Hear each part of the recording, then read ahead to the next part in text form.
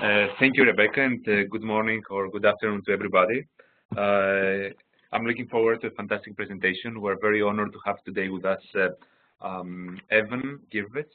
Evan Girvets is a senior scientist at the International Center for Tropical Agriculture, or CIAT, leading projects for the CGIAR research program on climate change, agriculture, and food security, or CCAPS. His research spans climate smart agriculture, CSA, sustainable agricultural intensification, ecosystem services, environmental decision support, water resources management, and nature conservation planning. Dr. Girvets works on agricultural development programs and projects globally through innovative partnerships such as with the African Union's new Partnership for African Development, the World Bank, USAID, government agencies, NGOs, the private sector, and others. Dr. Girvets currently also holds an affiliate assistant professor position at the University of Washington School of Environmental and Forest Sciences. We should have a fantastic discussion with this great group of speakers. Thank you all for joining us, and I will now give the floor to Evan for his presentation. Okay, hello everybody.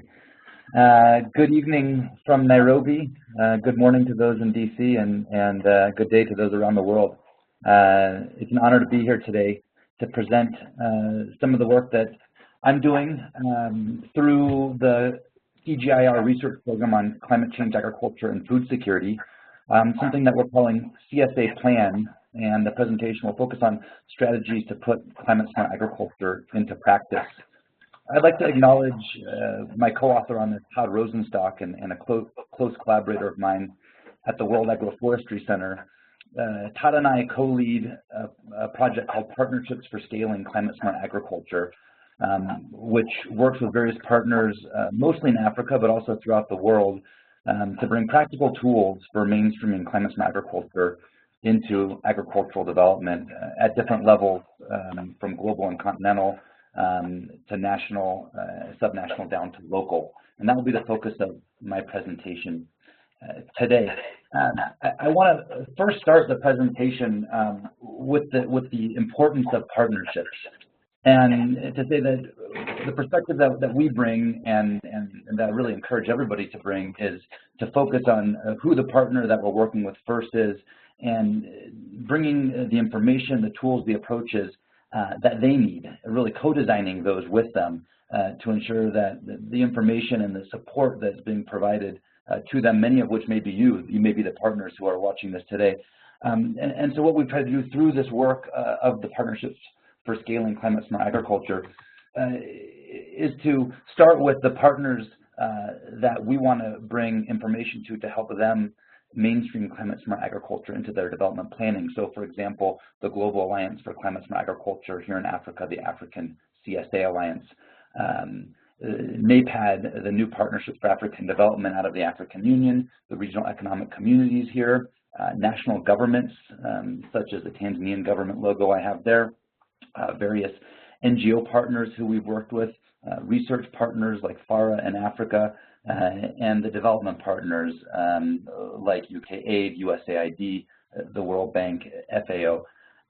This is really our target audience for developing the information, the tools, and approaches that our partners can practically use. And so with this motivation, we've developed what we call CSA Plan, a multi-step planning and implementation guide to scaling climate smart agriculture. And this is something that we wanted to be flexible, that various people could use in different ways, simple, that it doesn't take a high level of technical ability, but a wide range of partners can use it. Something that's stakeholder driven, that's not us bringing the decision to stakeholders and partners, but really something that facilitates and allows stakeholders to come to the decisions that are best for them, and then linkable to other approaches and processes that are going on through our partners. So how does CSA Plan work? How does it help people, it could be you, get to where you want to mainstream climate smart agriculture into agricultural planning? There are four main components to CSA Plan. The first component is the situation analysis, and this encompasses target setting, understanding climate risks and the enabling conditions for implementing climate-smart agriculture in a place. This could be in a country, this could be subnationally, say in a county in Kenya where I live. It could even be continentally, looking at all of Africa or even globally. It's really a stock taking for climate-smart agriculture. And under each of these components, I'll go through in more depth as we go through the presentation. I'll go through some specific, as I was mentioning, practical approaches and tools that can be used to address each of these components. The second component is prioritizing interventions. Once you understand the situation, then what should you prioritize to do based on that context? What are the policies, the programs, the practices that would be climate-smart agriculture for a certain place? What's the value for money that you get from climate-smart agriculture, but also what are the trade-offs and understanding what those trade-offs are for implementing climate-smart agriculture. Ultimately, to prioritize a CSA investment portfolio for a certain context. That could be a place, that could be a value chain, that could be an agroecological zone in a part of the world. Third is supporting program implementation. This involves the design, the development, the deployment of climate-smart agriculture, really turning knowledge into action and taking climate-smart agriculture to scale. And then finally, monitoring and evaluation across scales and systems, really to be able to learn from our experience. And all of this is being done within the context of engagement with various partners in the public sector, in the NGO, CSO sector, in the private sector. That engagement is key for CSA Plan to be successful and really driven by stakeholders. And then finally, capacity strengthening. That this is not just, again, something that's being brought to stakeholders and partners, but something that they can be involved in and can increase their capacity throughout to be able to themselves implement these different components of CSA Plan to ultimately get to scaling of climate-smart agriculture. So now we'll turn to each of these different components in a series here and give some examples of the tools and approaches that we've been developing and using with various partners. Under situation analysis, the Climate-Smart Agriculture Country Profiles is one of the flagship products that we've developed at CCAFS and CIAT, where I'm based, in collaboration with the World Bank. It was really targeted at the World Bank to help them understand the context for investing in climate-smart agriculture in a country. Here's an example of a climate-smart agriculture profile for Kenya. And this, I'll come back to this later, but this was used as the basis or as one of the inputs to the design and development of the Kenya Climate-Smart Agriculture Project, which was just launched earlier this month. These have been developed for 15 different countries throughout the world, Africa, Asia, and Latin America, and there's currently more than 15 additional ones being developed for again, various countries throughout the world. As you dive into these, some of the different sections in these climate-smart agriculture profiles is first the economic relevance of agriculture. What does agriculture mean for the country economically? Second, what's the context for people, agriculture, and livelihoods? Next, what's the land use and agricultural production systems? What are those in the country? What's the context for that? What's the agricultural input use within those various systems? What are the greenhouse gas emissions from agriculture based on the different types of agriculture in the country? Next, what's the climate change and variability projections? What are the impacts that are projected for the country, and how does that play out for different types of agricultural systems in the country? Next, what are some of the climate-smart agriculture practices and technologies that would be of high interest to the country based on the key important agricultural production systems? Next, what are the enabling policies and institutions in the country? And then finally, what are the CSA financing opportunities? So as you can see, this is quite an encompassing assessment of climate-smart agriculture in a country. This is all done in about 20 pages, so something that can be easily consumed by a wide range of users.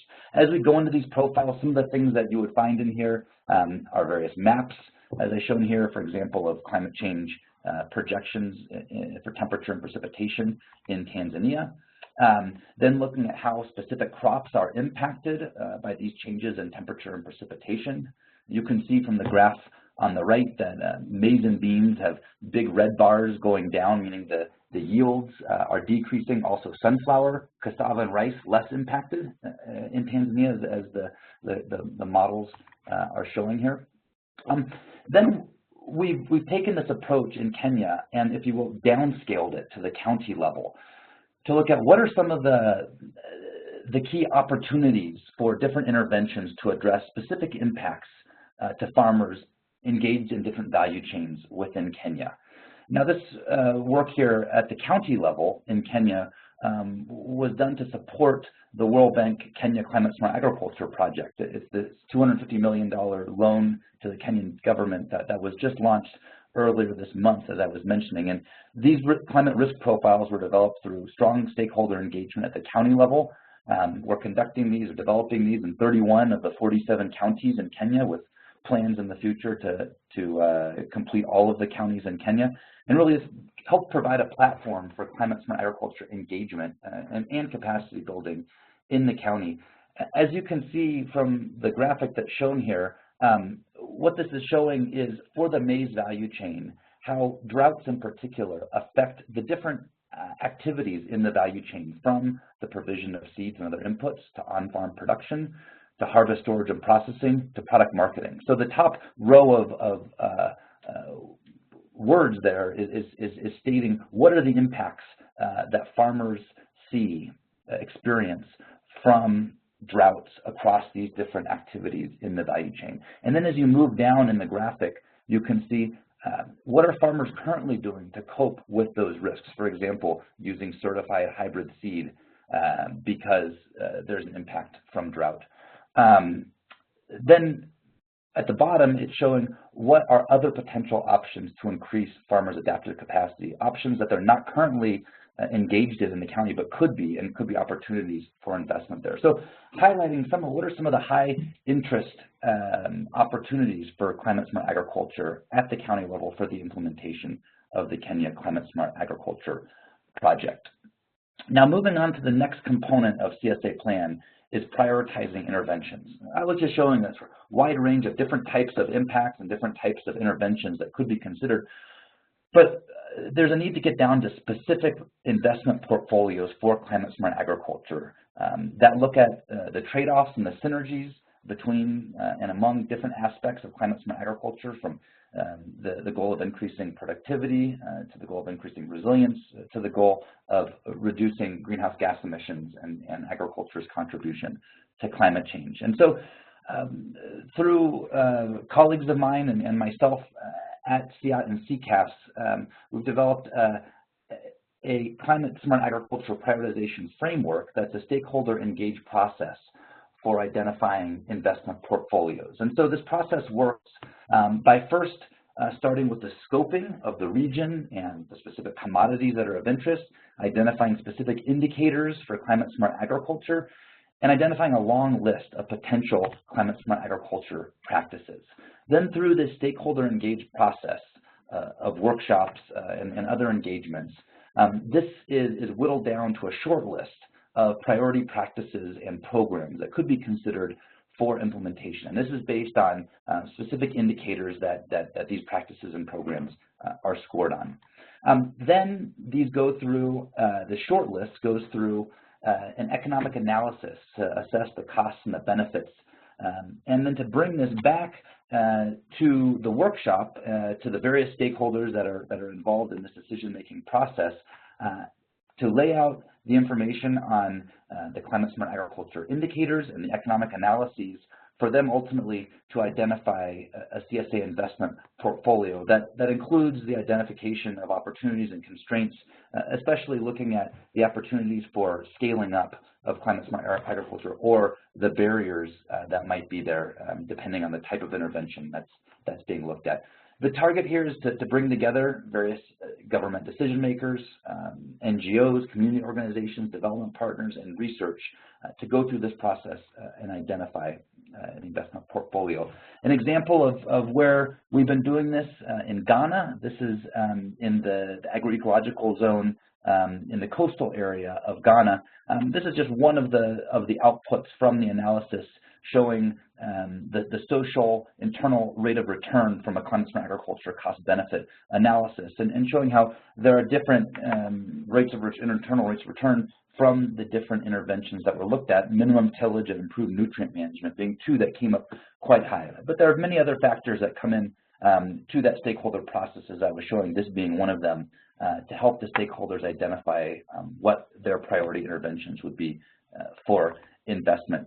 The next slide shows an assessment of the synergies and trade-offs within climate-smart agriculture. And this is work from my colleague Todd Rosenstock at the World Agroforestry Center, looking at productivity outcomes on the x-axis. This is an effect size. As you go towards the right, that becomes more positive in terms of increasing productivity, and as you go towards the left, even decreasing productivity potentially from an intervention. And on the y-axis being resilience, indicators of resilience that have been put together. And these are various studies that have been done. And the point here is you see a big spread of the dots here. There are 56% in the upper right-hand corner, meaning that you can get both productivity and resilience outcomes from an intervention that was done, tested in a specific place. For example, increasing yield and increasing soil carbon in the same place. But there are also trade-offs in many cases, 19% where resilience was decreasing but productivity was increasing. So for example, increases in yield but decreases in women's labor. And then in the upper left-hand corner, 15% of the time where there was increasing resilience, for example, increasing of soil carbon that can help with soil moisture holding capacity, but decreases in productivity or decreases in the net returns to the farmer. So there are trade-offs there also, and there were even 11% of the cases where there was a negative in resilience, negative in productivity. Things that people say are climate-smart agriculture or types of interventions. In some contexts, those end up being negative in both productivity and resilience. So these understanding and assessing these trade-offs we feel like is quite important, especially within the context of the place or the value chain that is being worked on for climate-smart agriculture. Building on this, as you put all of the different priorities together, depending on what priorities you have as a set of stakeholders, different climate-smart agriculture interventions will come out as being important. So for example, the column on the very left here shows if your priorities are equal between adaptation and productivity, green manure, mulching, organic fertilizer, etc., are the set of interventions that come out as being important. However, if you're looking at, say, in the middle, productivity only, there's a different set of interventions, green manure still being one of them, but other things start coming in that are important there, and the ranking of those are also different as these go in an order of ranking. If you're looking at maize yields only, you have a different set that are important. Zypits come in, for example, and then if you say maize yields considering adoption rates, then you have a different set. So setting the priorities are important, and then bringing the evidence to back that up and say, based on those priorities, what is your best set of interventions to invest in for climate-smart agriculture? Next, we have a set of tools and approaches for addressing program implementation. Some things I'll go through quickly here are information from what's called the CSA Compendium, which will soon be going online. It's something that Todd Rosenstock and colleagues at the World Agroforestry Center have been putting together. And to be able to pull out information like what's your risk versus reward to help with the implementation of a project. So what's your chance of success for some type of intervention? And then what's the reward that you can get, say, the % increase in yield? And looking at high reward, low risk versus high reward, high risk, et cetera, in a framework for being able to assess that across different interventions in different cropping systems. Also from colleagues Todd Rosenstock at ICRAP, something that's called the CSA X-ray, where it's looking at a specific intervention in a specific place to say, take conservation agriculture in East and Southern Africa. And they've brought together, basically done a meta-analysis of the peer-reviewed literature that's out there to say, what's the evidence and what are some of the different indicators that conservation agriculture can provide? How does it score for productivity, for mitigation, for resilience? And then as you move over onto the right, how does it address different climate risks? What are the opportunities for scaling up, and what are some of the indicators for a business case to invest in climate smart agriculture? So a lot of information, dense information packed into a couple of pages here, focused on specific interventions that can help with targeting the information, the interventions and the programs.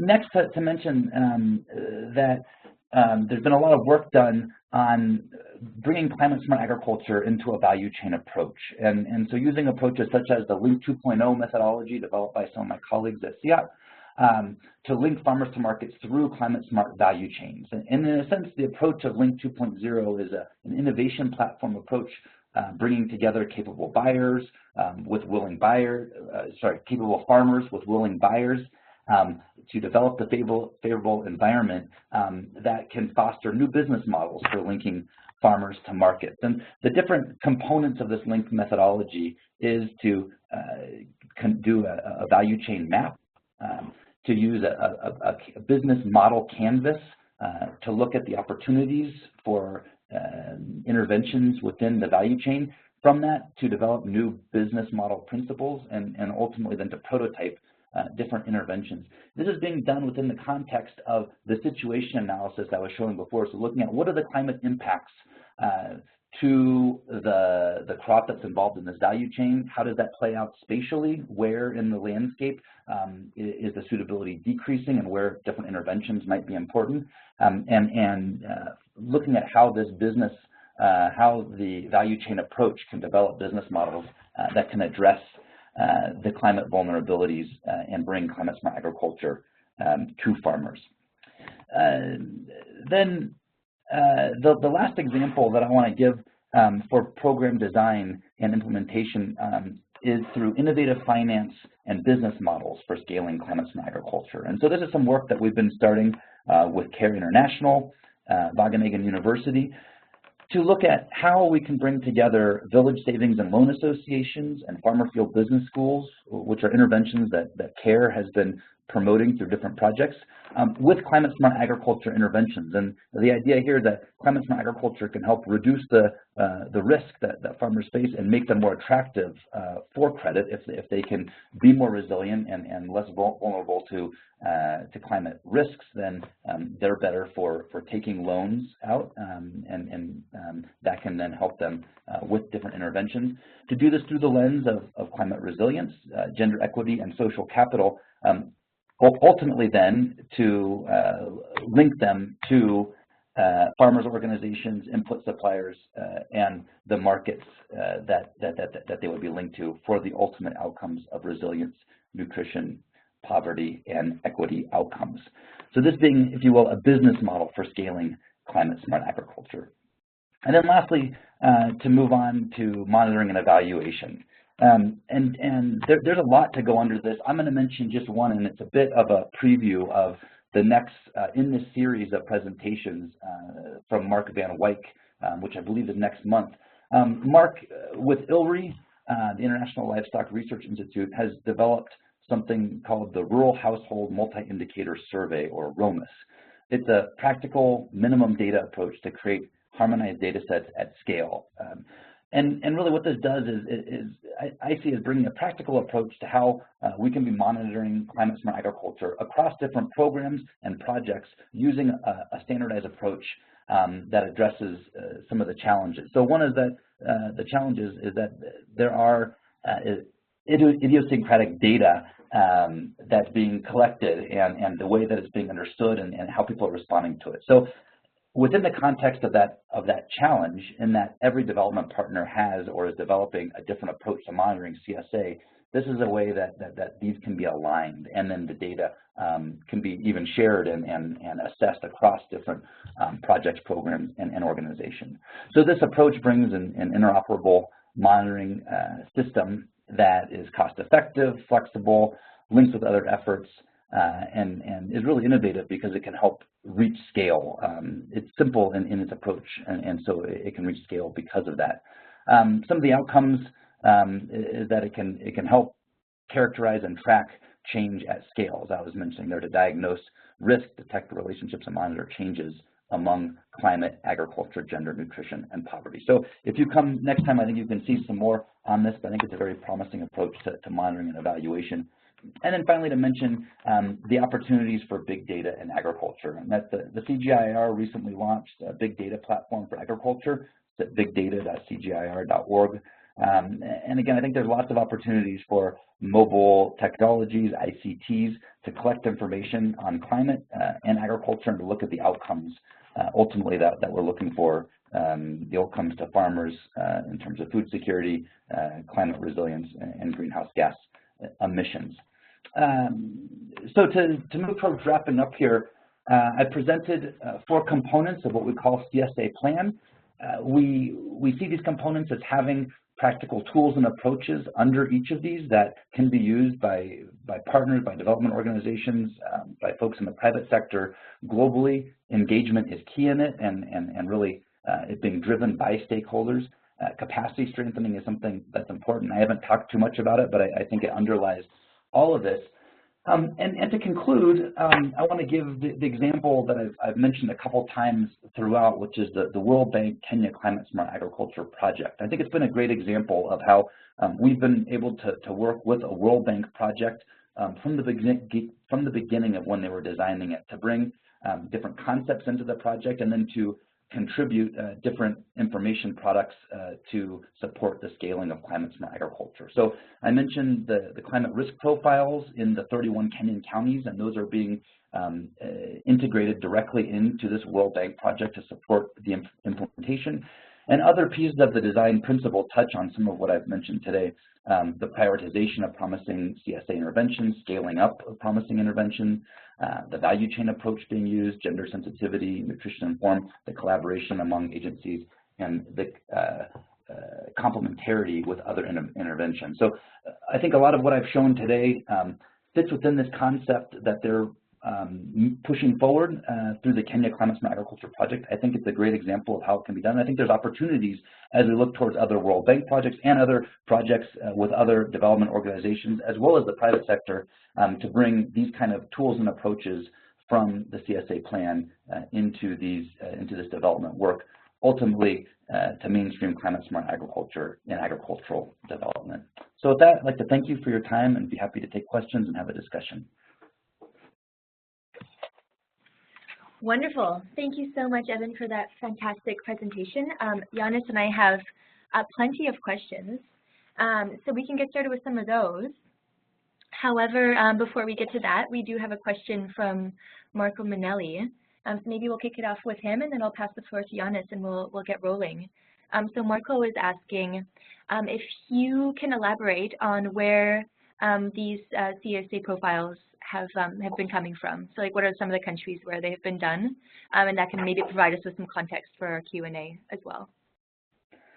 Yeah, sure. The history on the climate smart agriculture profiles is they were originally developed in Latin America with the World Bank.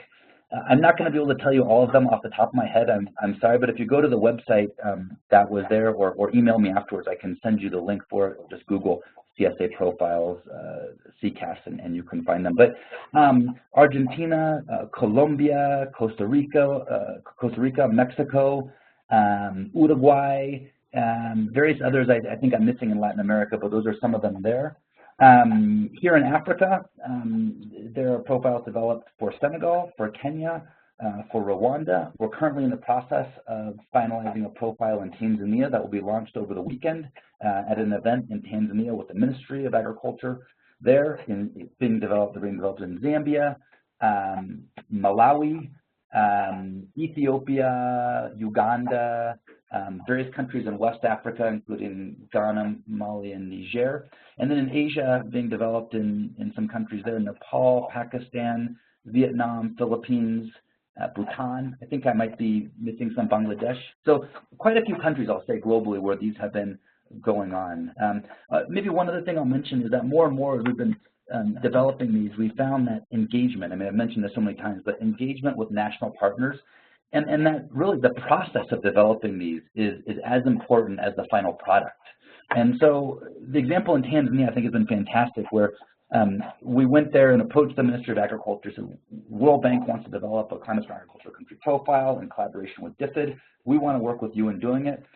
They convened a task force of various stakeholders at the national level, and the profile was developed through that task force. And then, as I mentioned on Saturday, the task force will be launching the profile as a collaboration of these various stakeholders. But that there was a process that I think was very valuable in the country, and that now the government has strong ownership in the product that's being developed there. And I think there's great opportunity for doing this in other places where it's not just developing the profile I'm mentioning, but having it part of a broader process to mainstream climate smart agriculture, to have a dialogue on climate smart agriculture, platform, whatever is most relevant for the country.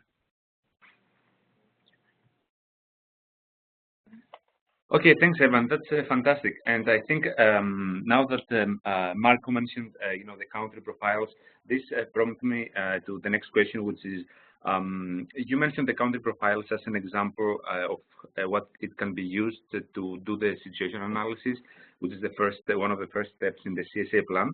So my question would be, if you could please elaborate more about, how much time do you need and what type of resources to develop a CSA profile? And that would be of interest, for example, to other practitioners that they participate in today's webinar.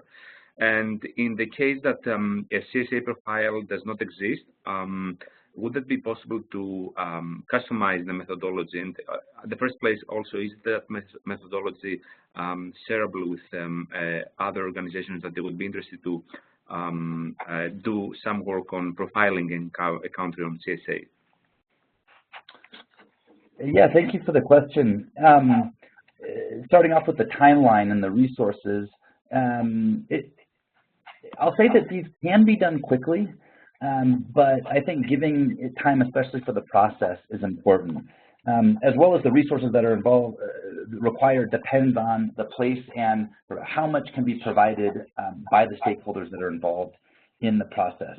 I would typically say something like 6 months is a good amount of time to give, but that's saying starting from the very beginning, developing partnerships, developing the process, and doing the data collection, analysis, synthesis, writing, ultimately the production with all the infographics and the layout, et cetera. They can be done much quicker in just a few months, really, if all the conditions are right. There's a smooth path to who you're going to be engaging with in the country, to having access to people that are needed for key informant interviews, to have workshops that can easily be convened and stakeholders can be there. So it can be done quicker. Again, the resources vary. There's some sort of core support that I think is necessary in a sense from our team, just in the layout, the standardization, and the process for how you do it.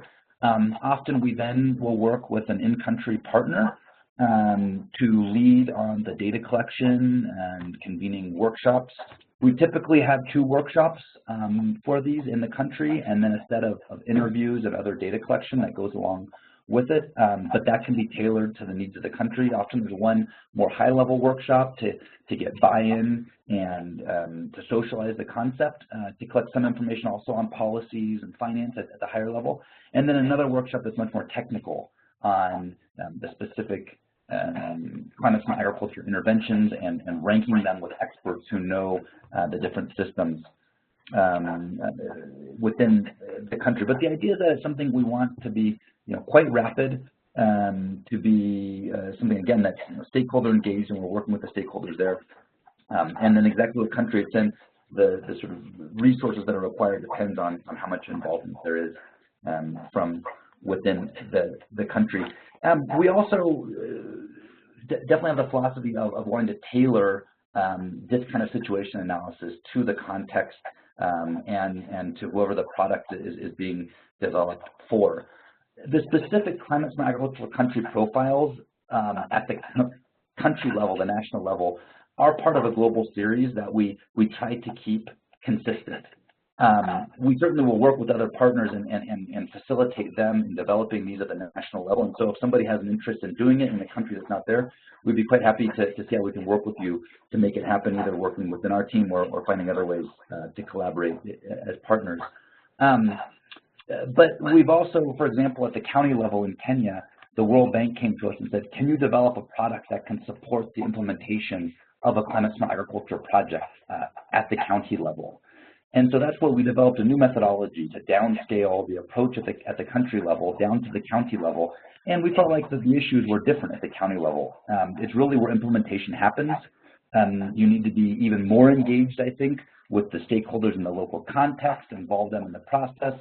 We took much more of a value chain approach and looked across the entire value chain, from impacts to the provision of inputs to on-farm production, to the harvest, storage, and processing, to product marketing. So we adapted and tailored it to the needs of what we thought the project was there. So, or the needs of the user, being the World Bank, although ultimately being the Kenyan government and the counties. We were also looking to expand these, the concept to be value chain profiles that are more targeted at the private sector. So say a cocoa company, a buyer in West Africa, or a coffee buyer in Uganda or Central America.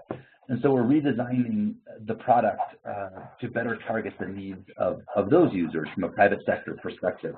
So yes, the methodology can definitely be modified, and if there's something in particular that you or anybody else has, we'd be very happy to discuss how this could be adapted to that use. Awesome. I want to ask you a question, I think a follow-up question to what Giannis just asked. But before I do that, I want to encourage all of our participants to be asking questions while we have Evan in a webinar space where we can be so easily accessing his knowledge and all of the work that he's done. So please do take advantage of him being here with us and feel free to send those questions through.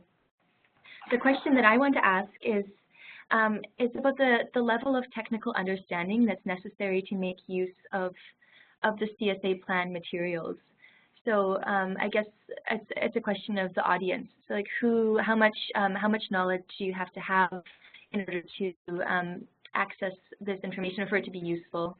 And do you have like different tiers of information that you share with different audiences? Could you speak on that a little bit?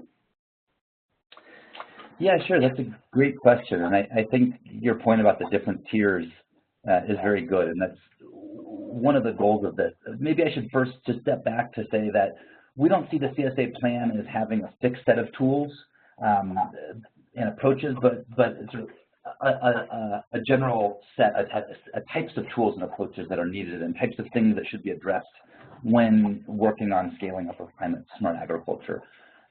So what I gave are some examples of some of the work that we've been doing, but certainly there are more types of situation analysis, more types of prioritization approaches, program design approaches, monitoring and evaluation that can be done. And we have thought about it in this way of different types of tools for different audiences, different approaches for different people in technical capacities.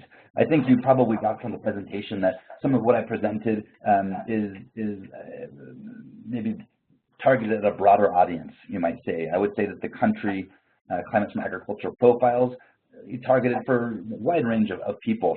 Some of the others, like the X-ray, might be a bit more of a technical audience, of somebody that's really deep into the implementation and wants to look at some specific indicators and metrics for climate smart agriculture within specific production systems and for specific intervention. So ultimately the goal of this, as we see it, to have a suite of tools and approaches, kind of a modular approach that different components or different modules, if you will, under these components of CSA Plan can be taken and used by different stakeholders depending on their technical ability, even the amount of time that they have. I know sometimes we get called on and an answer is needed next week or next month, and you can't go through a 6-month or even a 2-year process as often research might take. But to have different tiers, I think that was a good way to put it, and different types of tools and approaches that can be used to address the 4 different components of CSA Plan. Thanks, Evan. And I think what makes this work really interesting is that exactly puts all this or many of those available tools and methodologies in a plan, in a CSA plan for that reason. And I think that makes it much more accessible to a more general audience as well. I have a few of more technical questions, if I may ask, and one has to do with, as we, many of us know, models, they tend to disagree about the climate change impacts at production and productivity, etc., at country or subnational level. So how do you deal with this issue when it comes to using modeling information for coming to some meaningful conclusions for your situation analysis? And then the second question would be, you have one slide on the compendium and the cost-benefit tool that you're proposing. So my question would be, if you focus for this cost-benefit analysis mostly on adaptation, or if you also take into consideration mitigation and especially the social cost of carbon as well. Yes, thank you for your questions. I think those are quite good. I'll take them in the order that you asked. First, about the climate models. The climate models do disagree, and so it can be a challenge to translate what they say into something that's useful for a decision maker. We feel like it's important to provide the climate projections, as that's something that really is the best state of knowledge and of the science on what the future might look like, and that we know different parts of the world, the climate models tend to say one way or another that you can see some trends globally in terms of how hot it's going to get and how precipitation might change. One thing that we do that's important is to do an ensemble of the many climate models. So it's definitely important. You should not just be looking at one climate model, but you should be looking at the range of climate models, and ideally looking at how those climate models agree. I'll do a little pitch for a tool that I've worked on for a while. I didn't present here due to limited time, but something that's called Climate Wizard. You can get to it at climatewizard.cgir.org. It's something that I've developed over the years and actually in collaboration with the World Bank as part of the World Bank Climate Knowledge Portal, where we put together a set of different climate models and allow people to look at the range and to say where do they agree and where do they disagree. And you can find many places in the world where 80% or more of the climate models agree on increasing precipitation or decreasing precipitation. And then I'll say, as you translate that into impacts to crops, often you can see a strong signal, especially if the crop is influenced by temperature, that we know temperature is increasing. And we know then that some crops, like you look at beans in Africa, and there are major impacts, decreasing suitability for beans in Africa. And so I think you can start getting some agreement among how the climate models are projected to have impacts, or how climate is projected to have impacts on different types of crops. With all that said, the place that I tend to say that you should start is at what are the current risks that farmers are dealing with. And that when you think about smallholder farmers, we know that they're not thinking about 2030, and they're certainly not thinking about 2050 or 2080 in the future. They're thinking about this year and maybe about next year in some way. And they already deal with a lot of risks to agriculture. They historically have from the variability of climate.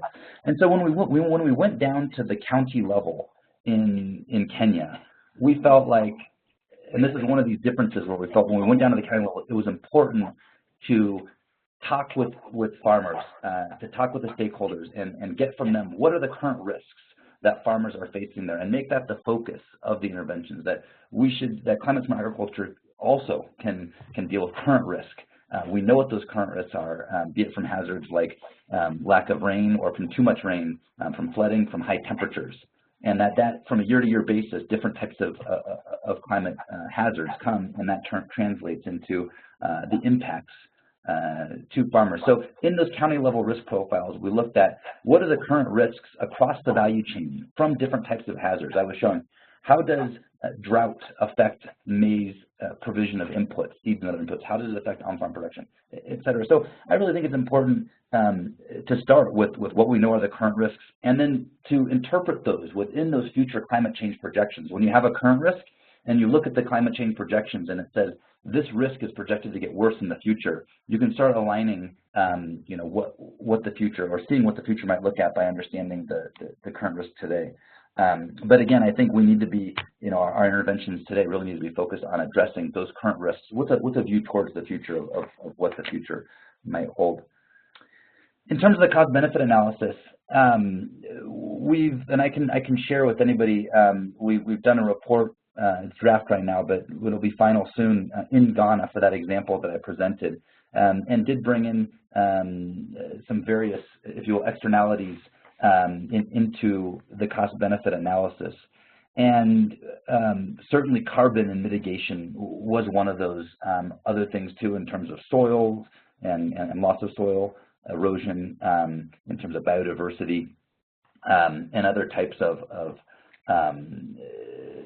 social and ecological, environmental costs and benefits that should be brought into that analysis. So that was one of the things that we felt like was unique about what we were doing in Ghana in that example, and the approach that we've been developing through this work in the climate smart agriculture prioritization framework is to bring in the different social and environmental factors into the cost-benefit analysis, and as best we can, you know, quantify and give the stakeholders a sense of which practices contribute collectively to the greatest return value for money in terms of all the different benefits, and then accounting for all the different costs that different interventions could provide.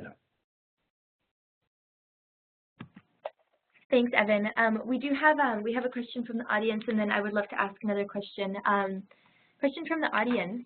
We have somebody asking about whether you have come across any positive impacts of climate change, if any, in any of these countries where you've been analyzing CSA. So have you found that in some cases, like increased precipitation, for example, has been overall beneficial, or something else of that sort? And then I'll ask you my question afterwards. Yeah. I'm trying to think that we haven't done that explicit assessment of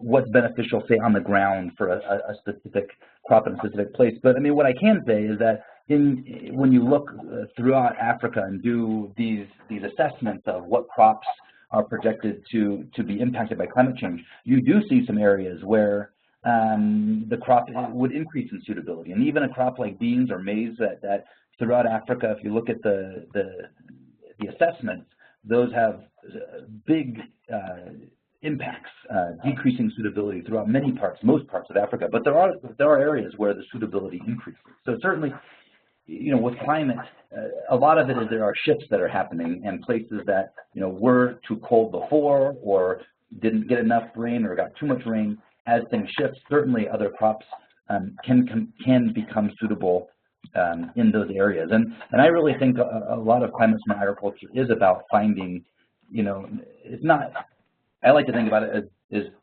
you know, how can farmers be winners from climate? Certainly climate, when things become more uncertain, that's a challenge.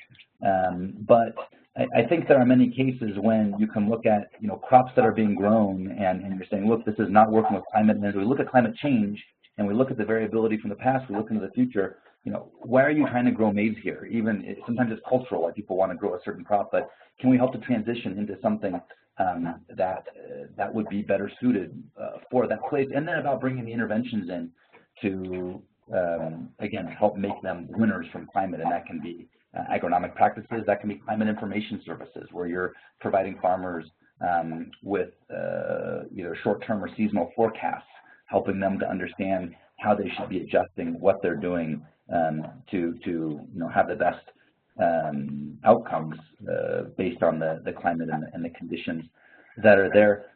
Maybe I'll just end by saying some of the value, giving example from the value chain work that my colleague Mark Lundy at CIAT and others have done, working in the cocoa value chain. And what they've done in West Africa and other places is to map out the climate projections and how the suitability would change. And what you see is, again, you see areas where cocoa is being grown right now, but as you look into the future, and this is a crop that is around for a long time, once you plant it, the suitability is decreasing. And even as you go out, 20 years, which isn't so long when you're thinking about this crop, maybe that's a place they should be thinking about transitioning to something else.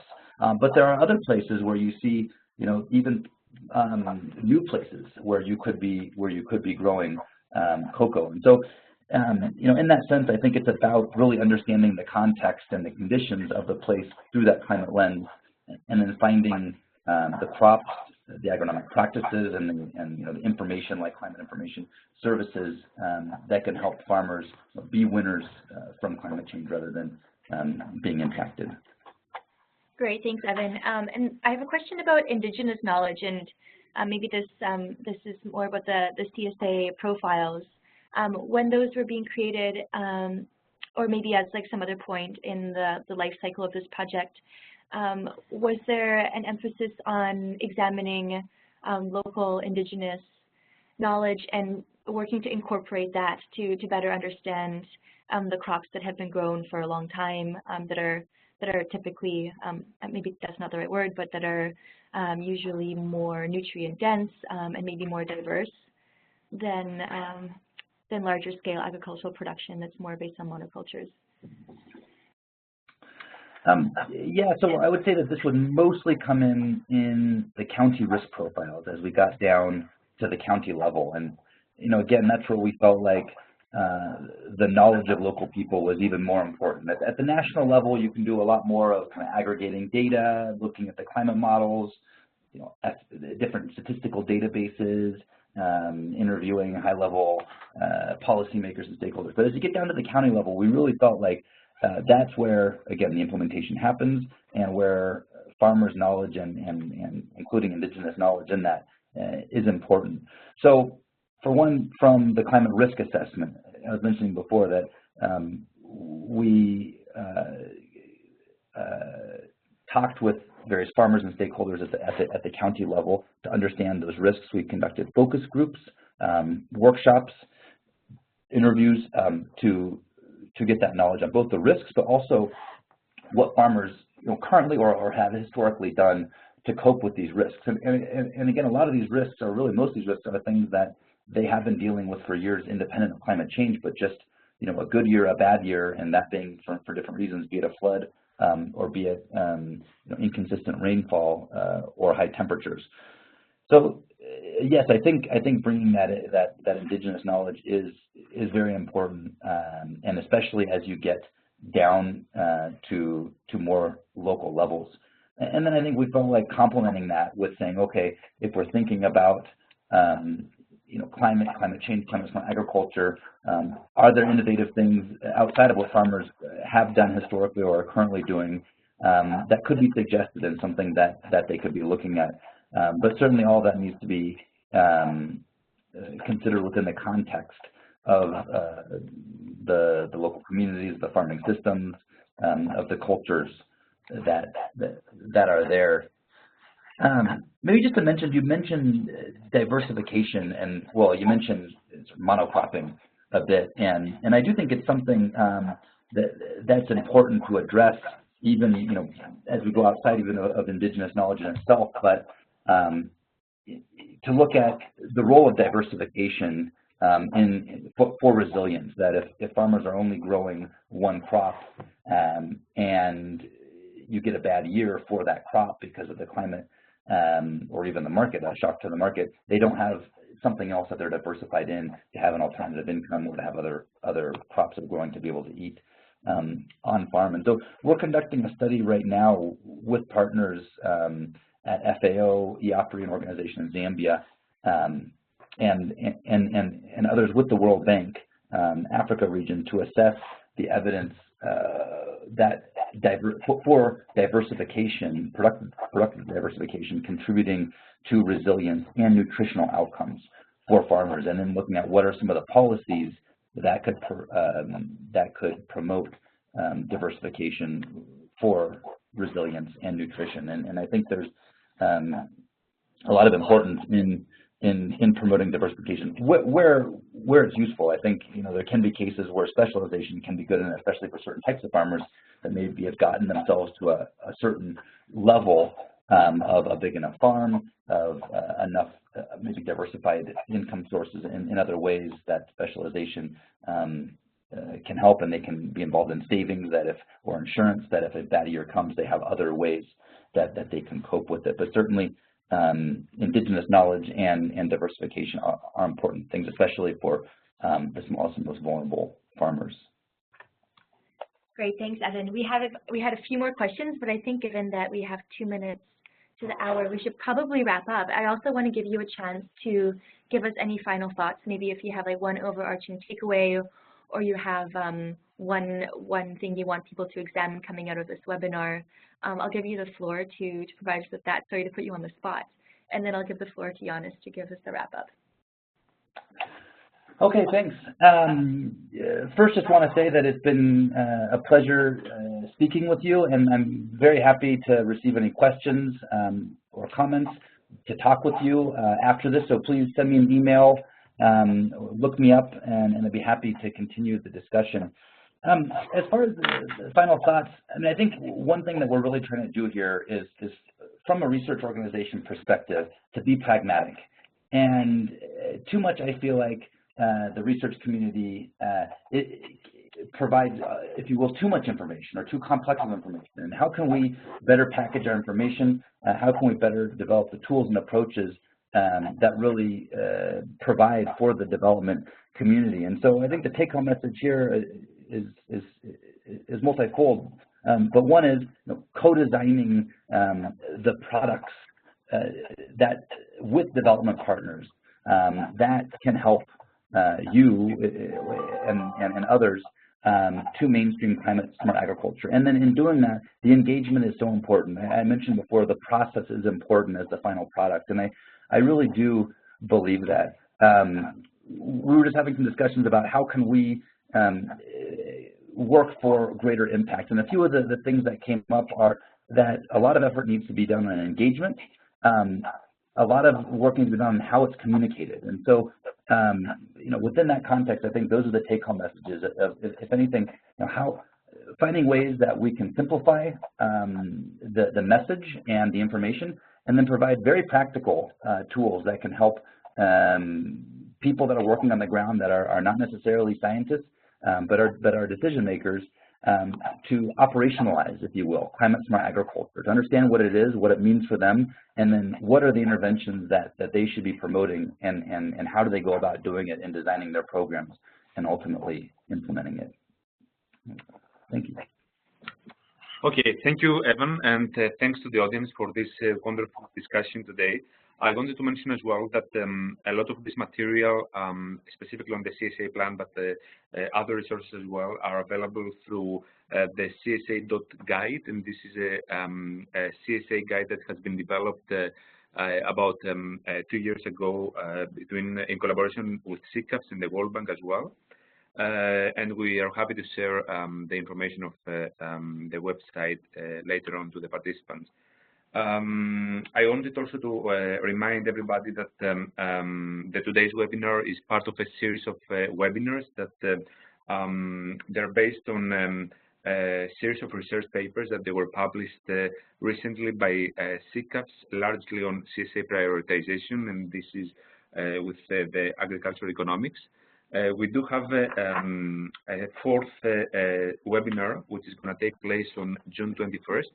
And this is going to be presented by Dr. Mark Van Wyk from ILRI, the International Livestock Research Institute, and is going to focus on farm household characterization to inform climate smart agriculture interventions. Evan also, in one of his slides during today's presentations, he briefly mentioned a tool that Mark has been developing at ILRI, and we all think that this is a very useful tool. So we would like to invite everybody, and please share also with your colleagues this information. We're very happy to host you during this fourth webinar of this series of webinars on CSA. Thank you all for participating to today's webinar, and thanks Evan for presenting us this very, very useful information. Thank you, everybody. Take care, and we will be posting this recording in the next couple of days on the PharmD website. Have a great rest of the day or night, wherever you are.